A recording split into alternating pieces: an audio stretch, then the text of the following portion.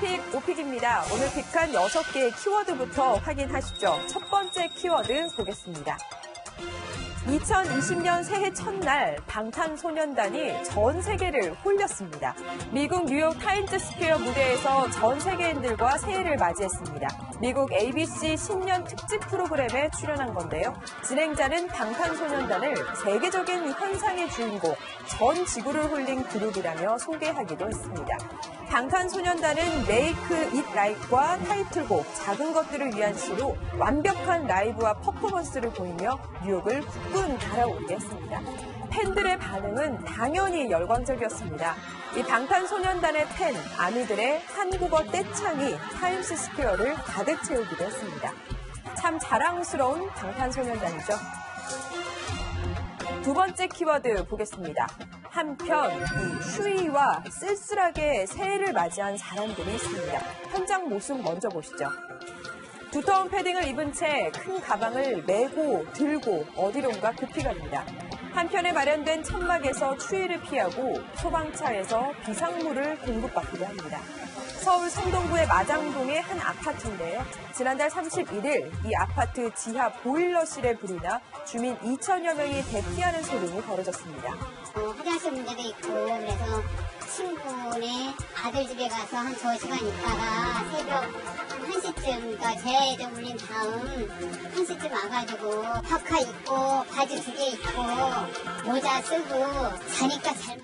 다행히 인명피해는 없지만 화재로 아파트 9개 동에서 전기와 수도가 끊겨서 주민 상당수가 인근 찜질방 등에서 새해를 맞게 된 겁니다. 세 번째 키워드입니다. 죽으려다 죽였다. 듣기만 해도 끔찍한 이춘재가 한 말입니다. 이춘재가 자백한 14건 살인사건 중에 지난 1989년 화성초등학생 살인사건이 포함되어 있죠. 이에 대해 이춘재가 경찰 조사에서 살기 싫다는 생각이 들어 목숨을 끊기 위해 야산에 올랐다가 어린아이를 만났는데 대화를 나누다 범행을 저질렀다고 말했습니다. 본인이 죽기 위해 가져간 줄넘기, 피해 초등생의 손을 묶는 데 사용됐습니다. 어처구니 없게도 우발적 범행을 주장하는 겁니다.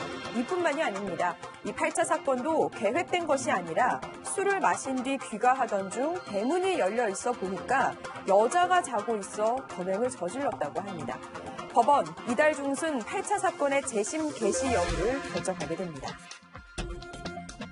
계속해서 오픽 네 번째 키워드 확인하시죠.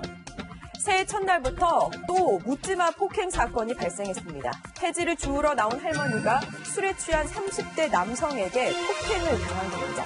할머니는 코뼈가 부러지는 등 중상을 입었는데 남성은 기억이 나지 않는다는 말만 반복하고 있습니다.